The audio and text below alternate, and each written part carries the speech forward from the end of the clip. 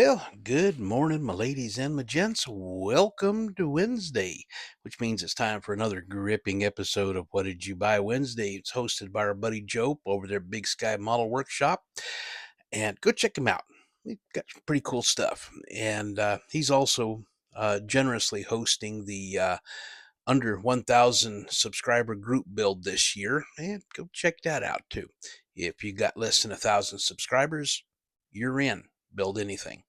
So, anyway, um, this week I've got the rest of my eBay orders that I got at auctions, and kind of learned a couple of lessons about that. And yeah, so but all in all, it's kind of interesting, and I got some things here that is going to be have some fun with over. Get it. Neat. So anyway, let me go ahead and get the camera turned around and let's get into it because I got some cool stuff this time. Okay, well, this is what we got. And I'm holding it this time because I don't have a stand far enough out to remember to get everything. So, but anyway, um, this and this one were from one auction. I think I got them for like 20 something dollars. $33. And whoop, I was looking at my piece of paper. That was including shipping. I got these two. I've already got one of these, the AMT kit, and I was going to use it for a make a woody out of it. My mother likes to do miniatures, 1/12, 1/24 scale, and she wanted to do a bakery shop and call it the Cinderella Shop, which is what she called her bakery back in the very early 70s when she was doing wedding cakes. And she wanted to do a bakery, and I was going to do uh, basically a delivery truck for that. So I've had it in reserve, but so I've got another one here to have some fun with. I also got one of these with it. This one's been opened up, so forth. This one blew my mind. This one is most of it is intact in the inside the still in the bag sealed. So I'm going to put this one aside for it. These are 1997 releases of the this particular Model A, and but I'm going to take this one and I'm going to set it aside to build for Mom's Cinderella Shop. Now, mind you, Mom's in her early 80s now, so but I'm going to have fun. I now have two of these, and I'm going to have some fun with them. I got some ideas. This one, I'm not exactly sure how I want to do it or what I want to do with it, but I know I want to do a little bit of something different with it. Not sure yet. So, anyway, let me set this thing down, get these out of the way because I want to talk about this thing. This is what really this cost me a pretty penny. This was 50 some dollars for that whole thing, including shipping. I think like $16 shipping and $35 for the kit. But I want to talk about him. So let me set things aside and get things set up. Hang on. Okay, well, here we have the kit. It's actually three kits in one for 35 bucks plus shipping, $50 total. Oh, excuse me. Comes with three separate sheets of instructions. Interestingly, the Plymouth, this is the truck and the trailer, and you can see it's got a lot of written instructions as well as the diagrams. The Plymouth is all diagram, no words whatsoever. An interesting point on this is, let me zoom in a little because I want to show you what's in the instructions. You're doing the engine block up here. You come over here. Okay. You're doing this and that and all this. And you come over and you look. Is that a flathead? I mean, look at the radiator hoses, the fan belt, the finished motor. That sure does look like a Ford flathead. Um, and I was actually surprised to see what looks like a Ford motor in a Chrysler product. I don't know. I have not researched it. I have no idea. Anyway, got the kit. First thing I noticed was what I had seen online seemed to indicate that the Plymouth was a junker. Dents, busted windows comes with it. I get it and I look at it. They're not. It's smooth. You can make a factory fresh or restore shop fresh kit out of the Plymouth. Yay. He hasn't talked to me yet to let me know exactly how it wants to be built, like colors and whatnot. I haven't looked at it close enough, and he hasn't told me yet. He's just kind of sitting there going, this might be a fun place to live. So, but the one thing I did notice, two things actually that I've noticed on here, is that the cab, first, it has opening doors. How cool is that? Though I may have an issue.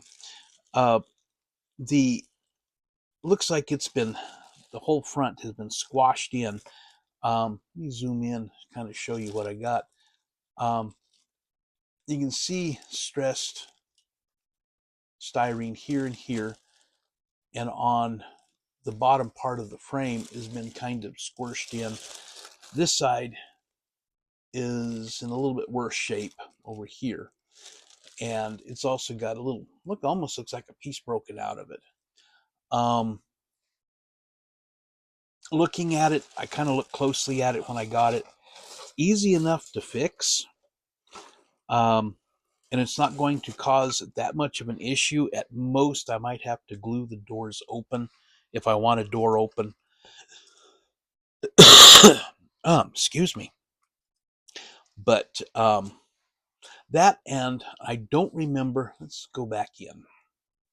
I don't remember if this was listed in the description. I can't find the listing again with the original listing. But you'll notice, okay, first of all, I've got some scratches, some marring on this window here. That's the windshield. That's the driver's side of the windshield, actually. Of course it is, like the windshield wiper. And I've also got some scratches. Let's see if I can get the light to go. Well, hooty poo. There we go. You can see scratches in that window. That's the back window. And also in the right side, the passenger side window. That's easy enough to fix. I can just cut this off and just have the wing window. But the truck is telling me that it doesn't want to be a junker, like the Plymouth doesn't want to be a junker. But I'm thinking maybe a little bit of weathering, not heavy, but a little. So, but anyway, getting a little long, and I want to give my final thoughts. So let me go ahead and turn the camera back around, and we'll give some final thoughts. And so, well, here we are, ladies and gents. I'm going to go ahead and finish this out and give a couple of final thoughts, and I'm going to get out of here. Got the couple of 31 Ford Woodies. One I'm going to set back for working on project for my mom. The other one I'm going to have some fun with. I've got another 40 or 29 AMT Woody that I'm going to have some fun with. And of course, I got that L-700 Dodge truck with the flatbed trailer and a 1940 Plymouth. On the Plymouth, I know nothing about the history of Plymouth, of Chrysler. I've never been a big Mopar guy, so I've never actually researched it. But that car looks awful cool, and I want to get it right. But one thing that puzzles me, and like I touched on and the other part. Is that a flathead Ford? Sure does look like it. So I didn't know that Plymouth used Ford engines, or did Plymouth have an engine that was similar to the flathead Ford? I honestly don't know. I do not know. I have not looked into it. I have not researched it. So if any of y'all happen to know that are watching and have got some knowledge, more than me, obviously, be sure go down to the comments. Uh, let me know. While we're there, anybody have any constructive criticism they'd like to give? Uh, if you'd like to see me do something differently, something more, something less, let me know. Um, but definitely, like I said, if you like what you see, be sure and hit that like button. If you haven't already, please consider hitting that subscribe button. Doesn't cost you anything, no obligation. All it does is uh, bring it up in the algorithms a little more often, so you can actually find them. So, um, but be sure, yeah, please do that. I would, you get to watch this pretty little guy yapping at you. Uh, yeah. Anyway, excuse me. Yeah, I want to get to work on that Bronco because last 3 days I haven't been able to even touch it. So, well, I can't quite end this yet. I've got to mention Josh over at VCGResins.com. Big supporter of the channel, been a friend for about 3 years. When you go over to VCGResins.com, scroll down to the bottom. There's a spot down there. Put your name, email address in, hit submit, boom, newsletter. No obligation, no cost. It just, you get notified when new products come out, and he's an email at the end of the month telling you where, the new products that he's hoping to bring out, and also the schedule of where either he or VCG products will be uh, promoted at. So for the next month, go shopping. Uh, Check out the drop down menu. It's a new feature. And you'll notice he's got Protect parts. Go check them out. He's got BSI, excuse me, super glues. Go check them out. Good price on them. The Protect parts are actually a bit cheaper than you find over at places like that. I found them like Model Roundup. They're about 10% cheaper. And if you also run across something that is in out of stock, there's a little box there. Put your email address in, hit submit, and notify me. And when this comes back into stock, it'll be notified, or you will be notified, and you can go pick it up. So, good deal. Like I said, Jester10 promo code at checkout, save 10% on your order.